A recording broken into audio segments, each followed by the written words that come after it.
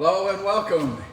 It's Wednesday. I'm Wayne. Welcome to Wednesdays with Wayne, brought to you by the Real Estate Business School, where you get your license and learn to use it. Behind me is the learn to use it part. So you're going to make money a lot of ways in real estate, but you're never going to get rich at 3% at a time, especially if you're paying your broker, the IRS, and your expenses out of the 3, which you are. If you don't pay those, you're not going to be in the business.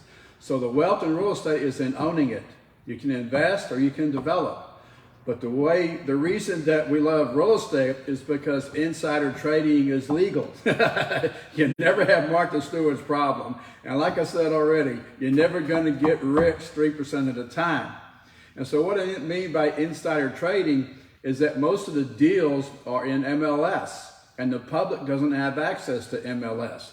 It belongs to an exclusive group of members called realtors who have gotten their license, joined the local boards, and have access to the multiple listing service.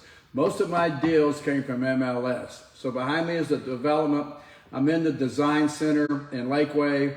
I'm here with Matt Teifke, who's been a longtime broker, and I'm going to interview him today. He's our special guest. But I want you to know first, there's more to real estate than just getting a license. A license guarantees you nothing.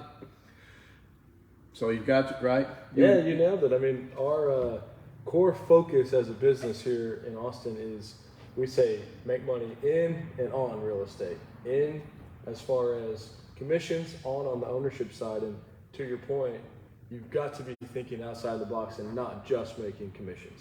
Right. So I agree 100%. That's our core focus. Tell me how you got into real estate, why you chose this, and how long you've been doing this. Yeah, I appreciate you having me on the show. Sure. So Thanks for coming. Yeah, absolutely. It's fun. I enjoy doing this and hope to provide as much value as I can. But my mom moved here when I was 3 years old from Ohio, and she literally started cleaning houses. Really? Right? Single mom, raised my brother and myself. She was cleaning houses, and by the time I was 16, she had 14 rental properties. Wow. So it's a very inspiring story. Yeah, it is. I got to see what was possible. I got to see, the fact that no one works harder than a single mom. I still don't really know how she did that, but I saw what was possible, what it looked like, and from the moment I was 12, 13, I was doing evictions, going to these houses, cleaning them out. And I was hooked, man. Once I found that you could... You were the make-ready guy? Yeah. I was the free labor. That's great. Once I found that you could put a down payment, have someone else pay it off, I was working different jobs through high school, and I kept looking at the clock, and I knew that I didn't want to do that. And so real estate was the solution to not have to look at the clock anymore. Right. Good for you. And you've been in the business how long? How long ago did you get licensed? So I got licensed in 2012. Good. As a end of my sophomore year in college. And first year in, I've been this way since I started, as dedicated and committed as you could imagine. Rookie of the year, I was taking 18 hours of school. I was first one in, last one out of the office. I was dressing real nice every day. I was the student realtor. And found a mentor and didn't miss a call. I was working at Papa John delivering pizza, going to school, and I got my first lead. Literally, I was mopping the floor, and it's a guy that wanted to buy a house. And then I made my first, I think it was maybe $12,000 commission. Wow. And it blew my mind. Wow. I've just never seen money like that. That'd be like a year. Yeah. 6 months of income in one pop, right? Right. I was getting $600-700 paychecks at Papa John. So it was validating that, hey, I can do this, and then the journey has been all in ever since. I mean, really, I'm a big proponent of being a student of the game, and I don't run into a lot of people that approach it that way. I mean, I'll come up with 20 questions every day and ask every person I can, and a lot of people just kind of go through. Yeah, I think that's the difference right there. I think you've just said something very profound. I hear this a lot, people who come into the office and they say, I'm going to try real estate. You're going to try it? What do you mean you're going to try it? Yeah. So there's a difference between those who try it and see if it works and those who, like you, commit to it. And then, sure enough, it works. Yeah. It works because the commitment's made, right? Absolutely. And what I try to explain, and I'm sure you would agree with this, at the end of the day, it is your own small business. for every realtor. Right. And sometimes I don't understand. Realtors will get their license and they'll come to you and they're like, well, what do I do and how do I get leads? And I understand that there's mentorship and guidance that people can give. But if you're going to open up a barber shop, right, and that's your small business, how do you go get leads? You go talk to people. Go pass out your card. And so you got to recognize this is your small business to build. Right. And I don't think that resonates with everybody. Yeah, that's right. And that's part of our marketing is there's a lot of competition in this space, especially in the real estate education side. Yep. There are a lot of approved education providers in the state of Texas because we have the most hours, so competition is fierce because there's money there. A lot of them talk about the real estate career. It's not a career, it's a business. So we do our best. To me, if you have a really inferior or subpar product or service, the best thing you could have is an uneducated customer. Yeah. But if what you have is a really good product that works and adds value, then the best thing you could have is an educated customer. So we spend a lot of time educating our customers. This is one thing we tell them. It's not a career. It's a business. That's why we're called the Real Estate Business School, because we teach the business of real estate. Yeah. Not just how to get a license, but as I said, how to use it, how to build it. So we have 3 steps: get your license, build your business, invest your profits, which is what you do. Yeah. That's what you did, right? Yeah, so you own a real estate brokerage office, right? So tell us about, so I appreciate the comment about it being a business and committing to it. Yeah.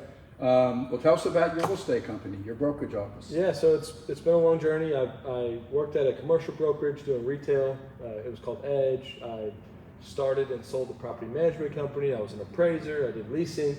I always wanted to learn the next thing. I always wanted to learn as much as I could about as many different aspects of real estate, back to thinking long term, and then figure out how do I put it all together. So long story short, we've created this brokerage environment where we are the entrepreneurial brokerage. Most brokerages have different focuses, and that's good. Everyone has a different direction that they're going. But what we say is come to TRE to get more out of real estate for you and to do that with others. And we say there's opportunities for everybody. You got to have a no fear attitude, and you work with us, not for us. And then it comes back to the core focus of make money in and on real estate. So we're the biggest advocates or people that want to support you to build your own brand, build your own team, manage properties, own properties, wholesale, flip, raise capital, not to just do one thing. And most brokerages say, hey, just focus right here, right? Just keep listing houses. Keep listing and keep making commissions. And I believe that part of it is that's just how they've always done it. But also I think they don't really fully understand how to make money if you're not making commissions. We say, let's make money together. We make money with our agents. And so, man, we've got all kinds of crazy stories. We literally, right now, we've got one agent who ran into a deal. This lady's got 3 duplexes, and she got completely screwed over on one of them. She paid a contractor $100,000, and he went in there, and right now it's completely gutted. Oh. So she basically gave him $100,000, and he did negative, right? Up front. So we start meeting and talking, and I'm trying to figure out how do we make something work here. And long story short, she doesn't want to deal with contractors. She doesn't want to deal with management. She didn't want to think about these properties. So we came in, and me, my full-time partner, Alex, and then one of our agents, Chris, got 60% ownership of all 3 duplexes to just take over the problem for no money, right? And so it's just amazing what you can do when you really start realizing that there's not just one way to approach a deal. I still believe there's ways that I've never even considered. I've never even thought about. I'll think about them in a meeting. So you see opportunities everywhere. Opportunity City. I say this is what we keep saying. You choose to be rich. Sure. You choose to be successful. Sure. It's all the point of view. And your point of view is there's opportunity everywhere. You go talk to a guy down the street, there's no opportunity anywhere. I don't know if it's education, if it's just not being positive, but you mentioned a little about COVID, right? Which one of those is it? Right. Yeah, right. I get you. And I'll tell you this, the market changes, and COVID, right? You asked a little bit about that. Right. We started. I brought on a partner at the very beginning of COVID, and obviously nobody wanted that to happen. There's not a lot of good, in that situation, but it is what it is. So All we got to do is say, there's a new ball game, there's a new playing field, let's go out there and let's attack and let's get after it. And so to that point of like, their opportunity or not, I don't know, but there's no other option. We just have to go forward. Right. And stay positive about it. Yeah, that's right. It's the old story, right? What do you do when you're handed a bunch of lemons? Sure. Go buy a juicer. Sure. Yeah. Let's not make lemonade. Yeah. Let's make several hundred gallons of that stuff. Yeah. I love it. And plant the seeds when you're done. But it's a point of view. Yeah. Sure. Right? I mean, everybody operates from this stuff they have in their head, from the past or their upbringing, that gave them this point of view on the world. And some people continue to live in want, lack, limitation, and need. And people like you and me, we look out there and we go, holy mackerel, which opportunity should I do today? Because there's more than you can take on. Sure. Right? I mean, you're literally like the kid in the candy store. Like, which thing am I going to grab next? Yeah, man, it's fun. You get to team up with people. You get to learn. It's very much a people business. There's, like I said, from my mom cleaning houses to owning houses, you can change your life. And I'm a big believer that if you really want it, you can. It's just a matter of sticking to certain principles and being in it a long time. And there's a big deal around the corner. You can stumble upon. I mean, if you're cold calling, you can be brand new. And you can cold call something and turn it into a ground lease and be getting paid $10,000 a month for the rest of your life. I mean, right. That's what's so beautiful about this business is it snowballs. And right. Every year, everything gets better. You get better connections with lenders. You get better investors. You learn a little bit. Your assets go up in value. You pay them down. Like, it just snowballs. And from seeing a single mom do it to people at our brokerage right now, there's no excuse. And what a great model. I mean, thinking back on the situation that you described to me, single mom, moving out of state to a new state, like it's like moving to a different country when you come to Texas. Yeah. Right? Sure. 2 kids. Yep. And you can't help but think people looking outside at that situation would go, that poor woman, those poor kids. But what a great model it was for you to see that. Yeah. Kids that don't see that have no idea that that's how it really works. Sure. You take these circumstances and their point of view is, I'm going to make something of myself or that's going to make something of me. Yeah.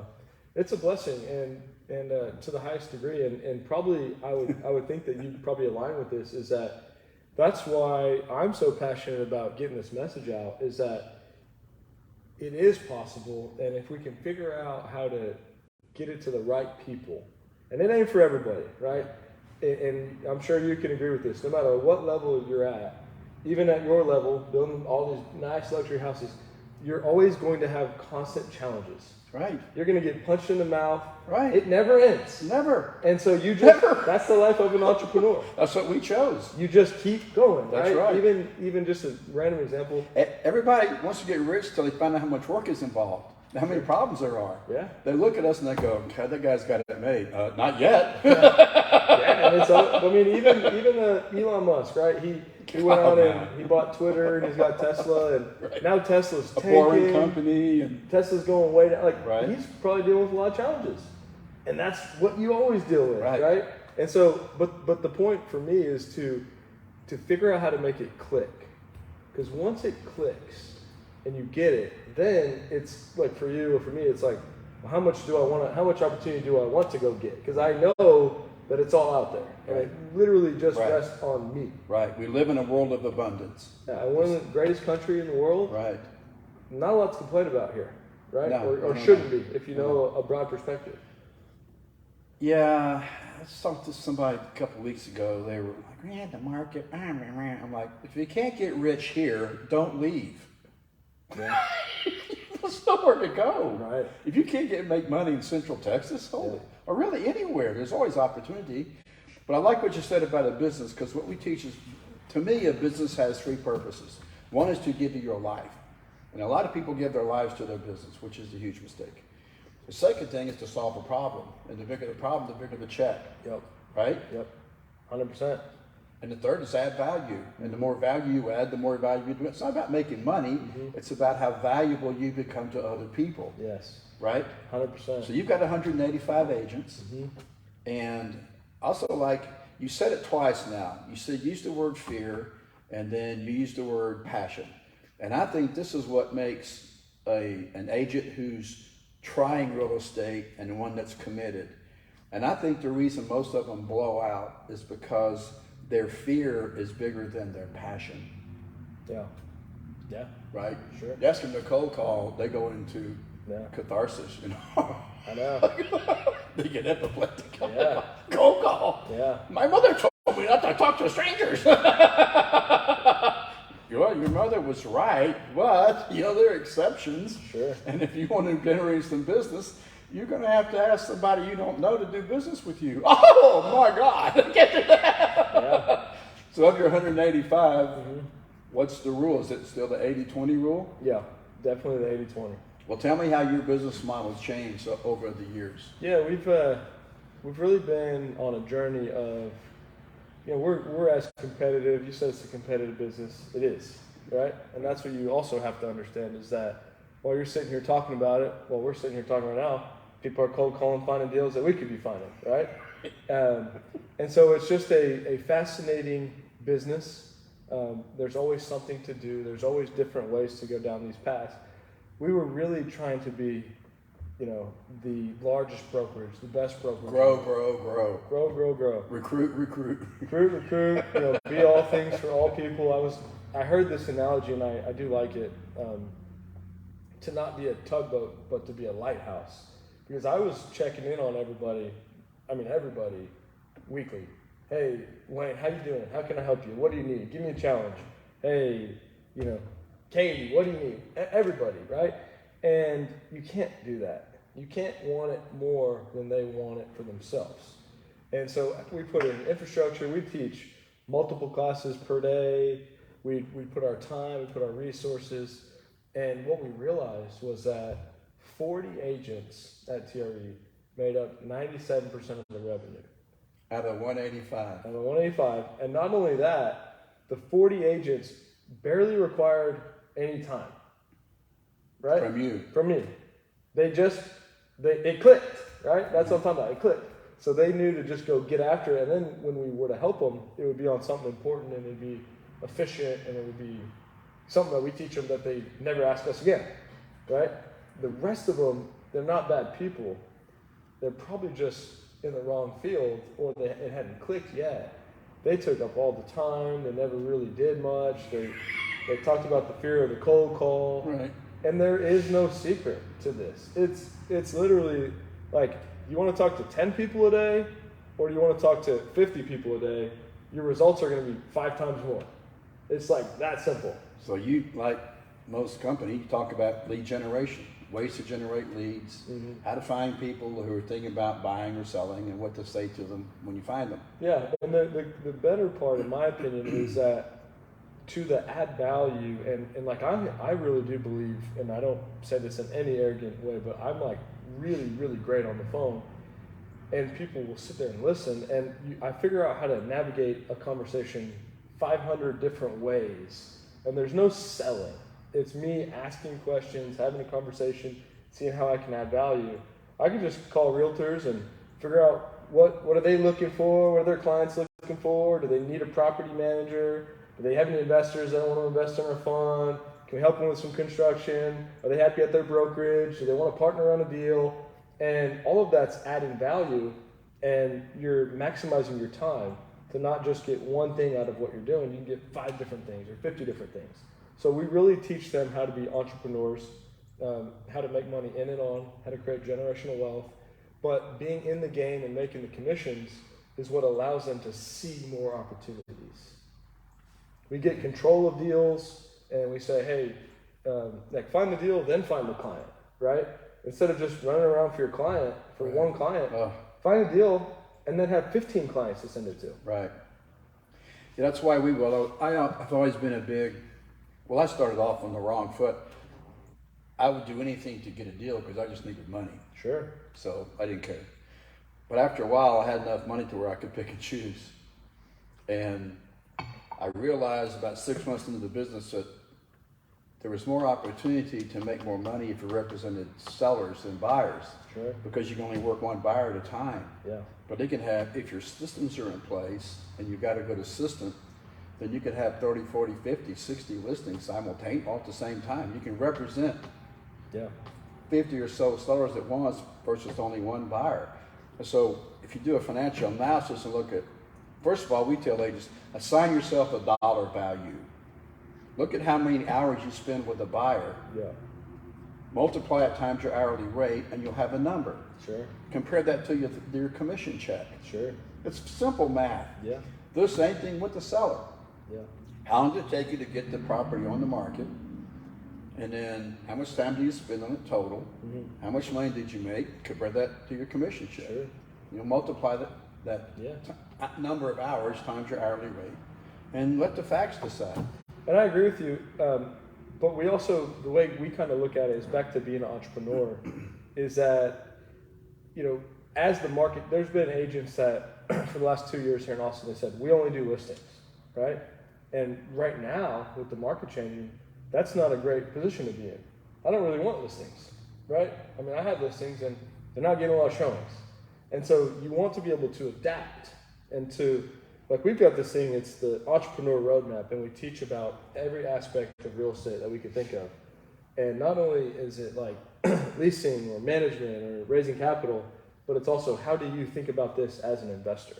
And so when you have a buyer client and you're running them around, also be thinking, would I buy this property? Every property has a price that you should buy it at. Right. So there's nothing wrong with any property. The proper price adjustment won't cure. Right. There you go. So make an offer for yourself, right? On every property, or see if you can manage the property, or see if you can help them lease it because it's been sitting there. Get some social media videos, show people what you're doing. That's back to maximizing the value you get out of one. Yeah, no question. I'm really glad you said that because that's exactly the direction I was going in. So when I would do a listing presentation, right, when you go to do the presentation, you probably got 3 homes that are active. That's comparable, right? It's called a comparative, comparable market. You're comparing the subject property to others in the area that are active on the market, that have sold, or that have expired. They didn't sell because they were overpriced and undermarketed. So the sold property is the most important because those are the ones that tell you what fair market value, what buyers are willing to pay at this market, at this time, in this area, right? So but to get those 3, you've got to look at a lot to get the ones that compare, because you can't compare a 3-story house to a 4, a 2-story house to a 1, right? So you got to look. So when you look at all those, you've got to probably look at like 30 properties to get the 9, 3 active, 3 sold, and 3 expired that compare. Sure. When you're doing all that, guess what's going to happen? Just what you just said. You're going to see some deals out there. Yeah. And that's the best way to me to find deals. Go look at real estate. You've got a key to all the houses. Right. What are you waiting for? It's right in front of you. It's right there. And here's the tip for people is, let's say that you had this house and I'm coming to do a listing presentation. It might seem very simple to you, maybe not, but what if I went and looked at those houses in person myself before I came to meet with you? And I said, hey, I physically looked at this one and this one and this one, and here's how yours is different and this is why. How far does that go with your client? Long way. Nobody does that. Establishes they don't? No, I've never heard of. How do you do a CMA without looking at the houses? Well, they'll do it, just scroll through the pictures, right? So that and then, you maximize what you value. You just go talk to the neighbors, you give them some flyers coming soon, you see if they know anyone looking, and it just snowballs. Right. You gotta be playing chess. Well, you think about those things and you have these lateral thoughts because you love what you're doing. Yeah. Right? You're right. So you're always thinking about how to do it better. And to this point, I've had people that are like, I don't know what questions to ask. And all I can tell them is, if you don't know what questions to ask, then you're not thinking about anything. It just shows you're not thinking. You gotta be, if you're thinking, you're gonna come up with questions. Right. And that's back to what I was saying, 20 questions today. I was always, why is the contract written this way? Why do you gotta get the earnest money in 3 days? Why do they do this? Why is that? and then you start to come up with your own way of going about things and creative approaches. Right. I can't tell you how many times I've been told, stop asking me so many questions. Like, how expect me to learn? And now it's been so easy for realtors, right? It's been so easy for them to sell houses. You call a realtor right now, most of them, you say, hey, I'd love to talk about this property and what's important and how we can get a deal done. That's reasonable. Should open up a conversation. Hey, Yeah. they're moving to Florida, this or that. They're always just like, what do you want to know? They're never trying to sell it, right? And it's probably different in Lakeway, maybe like luxury houses, but people just list these things. They put a sign up. They take pictures. They don't even know. They don't even know why they offer to come in. They don't even know what the motivation of their seller is. Right. They never even really ask. I did this piece last week. You know the DISC profile, right? Mm-hmm. You have a D house, an I house, an S house, and a C house. Never thought about it for that. Well, a D personality is not going to buy the same house as C is going to buy. Sure. Never going to happen. Sure. And same with the other three. It's not going to happen. Sure. They're all different houses. Makes sense. Right? Yeah. And so you see these agents, if they're more analytical or C type personalities, they'll list a high D house and market it like a C, and they wonder why it doesn't sell. Yeah. Right? Because they're not going to buy. There's a floor plan for everybody. That's why it says something. It's not about, to me, residential real estate has nothing to do with houses. I agree. Right? Sure. It's not. We're not selling houses. If it was the house, there'd only be one floor plan. Right. It's not the house. Sure. Right? It's a lot of other things. Yeah. Lifestyle. It's safety, security, privacy. And that's what's It's a lot of things. Some people, it's a trophy. It's Yeah. bragging rights. It's for some people. That's something to everybody, right? And that's what gets so fun when you really understand that, right? If I'm meeting with you, the chances that the solution is here's my price and this is what I want to sell it at, and that's what's important. That's the only option are very small, actually. When you start to ask questions and think creatively, and especially what I realize is when you're dealing with a deal maker, they like working with you. So let's talk about some owner finance and we'll finance it. They like that. That's where me too. I love that stuff. Right. Let's put this deal together. Right. What's it going to take? Exactly. Yeah. And so then you realize man, you can get super creative. And we've done deals where we had zero down payment. I told this guy, wouldn't it be nice if I gave you $15,000 every Christmas? So we had no payment for 6 months. We took over, and every Christmas we gave him $15,000 check. He loved the idea. I was like, that's the Christmas close. And we got I love it. 3 That's the duplexes. Christmas close. Yeah. So you can just Every come up Christmas with for how long? for 10 years. Oh, nice. Great financing. $15K. Wow. The day before Christmas, right? So you can do some shopping. They'll give it like a week before, yeah. But you know what I mean? It's they don't teach you this stuff. You've got to go out there and think for yourself and ask these questions. I mean, we're I guess teaching it right now, but this isn't the predominant wisdom. It's just like don't make your commissions. And I teach a class. I teach real estate math at ACC. I just taught it last night. Really? Yeah, and you look at this textbook, and it's like, I'm not teaching this. You know what I mean? It's boring. This is boring. Like fractions and decimals and I never use that. I mean, maybe a little bit, but I'm like, this is the stuff you need to know in real estate. And maybe that's not what ACC wants me to do, but that's what the students want. And I'm giving them the real stuff. So man, it's beautiful what's possible in this business. Yeah, I think when it comes to sales, sometimes I see people get caught in this trap of trying to talk people into it. So they're working real hard to be interesting instead of being interested. Yeah. And asking questions. That's a great point. And figuring out what people want, because this is the key, right? Find out what people want, provide it. Yeah. It's really quite simple. Sure. That's it. And I think people have, I don't know about you, but I always had this fear, like I don't want to be a salesman, People hate them. And you don't have to be that, to your point. Right. You don't have to sell it. Yes. Look, I'm glad you said that. I love this stuff. like today, right now, there's about $15 trillion, $16 trillion in consumer debt in America. You don't have to sell anything. People are trying to buy it. Right. They're crawling over themselves to get to it. Yeah. All you got to do is position it. And if you listen hard enough, they'll tell you what they want. They'll direct you down that path. Yeah, it's like the DISC house. You don't have to sell the house. All you got to do is position the house. In fact, I'll tell you something, see if you agree with this. No realtor ever sold a house, ever.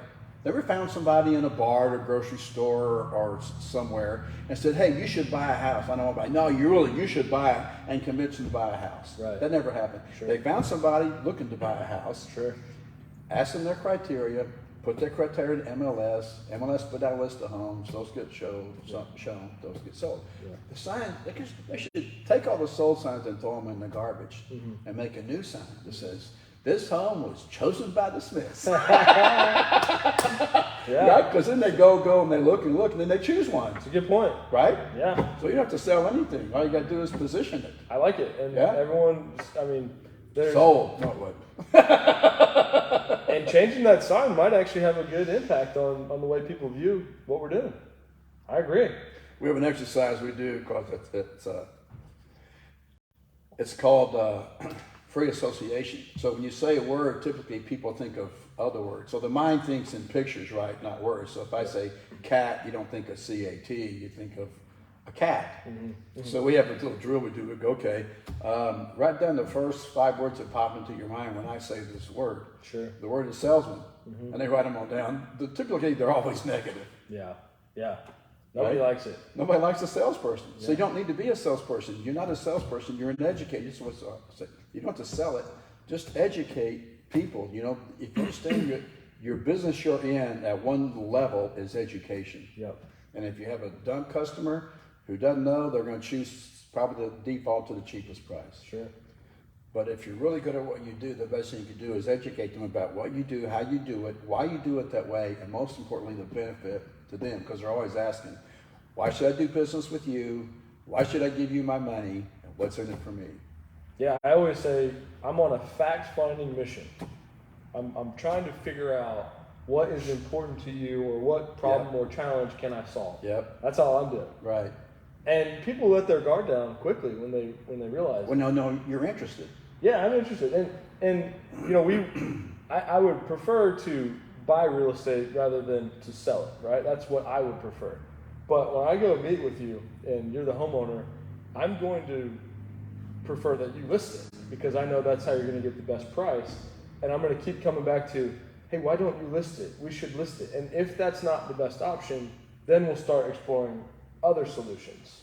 And a lot of people don't understand that there's just other things that are important to people, and it's hard from the outside to say, well, no, it's always the price. But when you really talk to people, you realize there's a lot of different ways to make deals work. Right. So you started off in brokerage, listing and selling. Now you've got this company you built and are building, but you also invest. I mean, you practice what you preach. Yeah. And now you've got a fund. So I had a fund. So you're raising equity to acquire other properties. Can you tell us something about that? Yeah, absolutely. So we spent the last probably 6 years buying properties, and we kept running into the same problem. We would run out of capital. Right. And so we figure out a new partnership. Please hear this. Once you start investing, you're going to be broke. There's never enough money because you'll find too many deals. Yeah, that's 100% true. Right. So we just do these one-off partnerships, right? We've got maybe 90 properties that we own. Oh, nice. All different. We've got mobile home park. We've got 3 assisted living. We got Airbnbs, houses, random plots of land, like all different assets, right? Good for you. Yeah. And so we just found opportunities and we took them down. But we would constantly put something under contract, and this is to the no fear attitude. And still, right now, we'll put things under contract, and we have no idea how we're going to get it done. But we always figure it out. And if we don't, this is another thing. Is like, hey, and this doesn't happen often, if ever, but it can. It's like drop the contract, move on. I think a lot of people are deathly scared of not being able to close a deal. But when you're in the business, you realize deals don't close more often than they do. It's just how it works, right?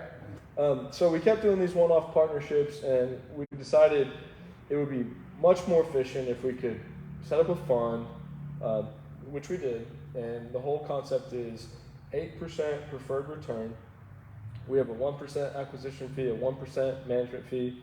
After you get your 8% preferred return, we split the profits 60% to the investor, 40% to us. And it's not going to be a huge moneymaker for us, 40% after the 8%, right? But what we wanted to do was prove out what we can do, create an efficient system, and we had to pay a lot of money to set all this up, right? Right. And have a track record with investors. We have 8 properties that we own with the fund. We're able to raise capital for about 3 more months. We ran into the same problem, and I learned this, and I don't want to be a full-time capital raiser, but what I've learned is that we need a full-time capital raiser. Right. Because we raised about $1.5 million, and we've got $160,000 sitting in the account. The rest of it's invested, but that $160,000 will be invested in 2 deals. So for now, we got to wait until we hit a grand slam because there are more deals. This is the funnest time I've been in real estate. Like, I've never been in a market like this. I started in 2012. It's pretty much been hot ever since. Now there's a lot of negative sentiment. There's motivated sellers. We were buying deals when it was hot. Now we're going to get really, really good deals. I mean, we'll go make 1,200 offers in a week, no lie, and we'll get, we've learned a lot, right? We'll get a lot of negativity. You guys are idiots, this or that. You can't feed into that chaos. Hey, sorry you feel that way. If things change, let me know. They come back around. Right. But also what you got to realize is deal makers don't respond that way, right? Right. Rookies you get emotional. They get emotional. You're lowballing me. They get mad. Right. Like really mad. If I have a property for It's not even their house. I don't know. Like you've insulted them. If I have a property for $500,000 and you offer me $200,000, hey Wayne, appreciate the offer, man. Right. We'll do $450. Right. That's the response. You know what I say? Thanks for the offer. Yeah. Can you show me your comps where you got that? I'd be interested because mine must have missed something. That too. Help me understand this. Sure. Let's put this deal together. Yeah. I appreciate the offer. Let's make it work. Yeah. A 200 is kind of low, I think, but show me where you got your information. I'm happy to have this conversation with you. Let's get this deal and done. I've learned a lot, right? Like people would be, lady said, that's tacky, whatever they want to say. Right. And I used to, being immature and maybe a little ego, hey, how many properties do you own? Right? But don't do that. You've lost me now. Yeah. don't be that person. So I'm like, hey, I bought it, and they'll come back. Right. And guess what happens when they come back? The price is lower. Right. So it's just getting out there, having conversations, and it all works. I could show people, and I'd be happy to do this any time. But we could go call 20 realtors right now, and I'm super confident I can find a way to make money. I might even just, find out what one of the realtors' buyer clients is looking for and what the other one has off market for sale, and put these two together and get a referral fee. Like, you just get out there, and I say, get these puzzle pieces of information and figure out how to put them together. That's the deal. So you've heard me say, you probably heard me say it last week, money is created, wealth is built over time. This is how you create money. I hope you heard what he just said. If you didn't, rewind and listen to this again, because this is good stuff right here. You create money with your mind. We've been taught to exchange labor for money. But if you're listening to this, what you're hearing is someone who makes money with their mind.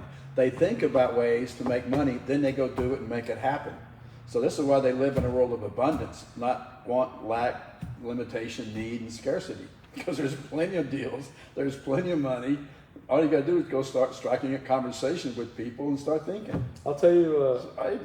I'll tell you. They're going to go, it ain't that simple. I mean, not my work. Yes, it is. I'll tell you one of my best deals ever. Tell this. Okay, so last year, I found a piece of property. It was 9.5 acres off of A.W. Grimes and 45 in Round Rock. And I tracked the owner down. She's an elder lady that lived in Marble Falls. and it's a beautiful piece of land, right?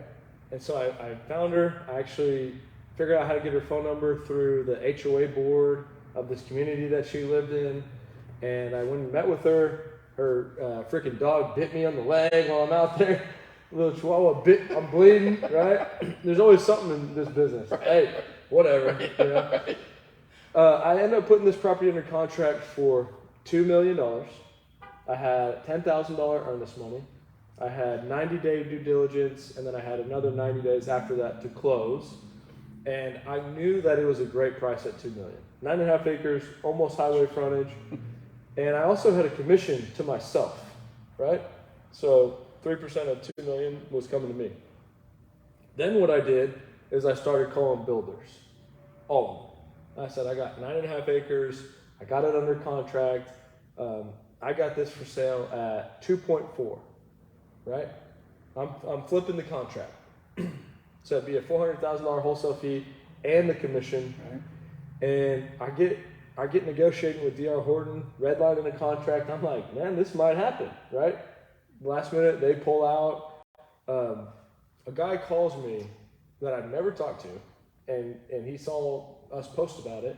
And this is after I'm like, maybe I'm just going to have to drop this. Or I really wanted to buy it, but at the time I couldn't figure out, that's a big chunk. Right. To buy that, and if you're going to finance it, you're going to have payments with no income coming in. It's just raw land. And this guy called me and I said, hey, it's 2.7. And he called me back an hour later. He said, let's do it. So we made a $700,000 fee plus the commission. And it was, flipping a contract. I found value and I needed 10 grand. So anybody can do this. You can borrow 10 grand if you don't have it. Right. Split the wholesale fee with somebody. Right. But I think people are scared of they don't think it's possible, but you start getting deals in front of builders. Every time I get a deal in front of a builder, I'm also like, hey, what else are you guys looking for? Who's in charge of acquisitions? Can I find you some more land? And that's back to maximizing your time out of all these conversations instead of just one track mind. And then save that guy's number, take him to coffee, write him a letter, follow back up in 6 months, follow back up in a year. Very few people do that. But the ones that do, they stick out. Right. So I say that because $700,000 is life-changing deal, and anybody can do that. Right. But it ain't easy. This is not easy. Back to what we said, you're going to get punched in the mouth. You're going to deal with challenges. We took that capital and invested it, and now we owe 30% taxes on that capital. We don't got it. We got to go figure it out, right? You just keep pushing. You keep dealing, and But you have equity in those deals you spent the $700 on. Absolutely, yeah. And back to what you said. I mean, if you're in Austin, Texas, this place ain't slowing down. Jobs and people every day. So what a blessing. We have an opportunity to have a runway for the next 30, 40 years. I think it's long-term too. Yeah. There's a lot of really smart money in really strong global businesses. You read the Austin Business Journal? Do you read it? Oh, yeah. It's hardly a day goes by, right? Yeah. There's not some new company doing some new expansion, like everywhere. Yeah. It's incredible. Opportunity City. I believe it. If you're in other markets, you don't have this. And people here, they love it. They love living here. They love the energy. They love the vibe. I do too. Yeah. I'm the biggest fan ever. When I get off the airport from somewhere and I'm back in Austin, I'm like, man, I just, something in the air here. Right. I love it. Yeah. It's an energy you can feel. For real. Right? It is. Like I say, if you can't get rich here, don't leave. There you go. Yeah, Thank you for your time today. Yeah. Matt Teifke, tell us the name of your brokerage. Teifke Real Estate, TRE. If anyone needs anything, happy to be a resource any way I can. It's all possible. You just got to go get it. You're online, easy to find. Yeah. Facebook page, got a website. Yep. All over Instagram, YouTube, Facebook, Spell Twitter. Teifke for them. Teifke is Teif as in Frank, Ke. Teifke. Matt Teifke. Realtor, business owner, investor, developer, equity raiser. Entrepreneur. Husband. You got kids? 2 baby boys. Yes, sir. Good man. Got it going on. This has been Wednesdays with Wayne. Well, in the way we started, thank you for your time. Thank you for showing up. I hope you got something out of this. Stay tuned and we'll bring you some more. I don't know if we're going to find somebody of this caliber. We're going to hunt them down and talk more about not just how you get a license, but how you use it. And today, Matt has definitely told us how he uses his. Good job. Thank you. Thanks for coming in. Yeah, I appreciate you. I'm going to turn this off. Thank you guys. Thanks, everybody. Listening. Go have a good day. Make some offers. Get some deals done. Make some money. How do I turn this off?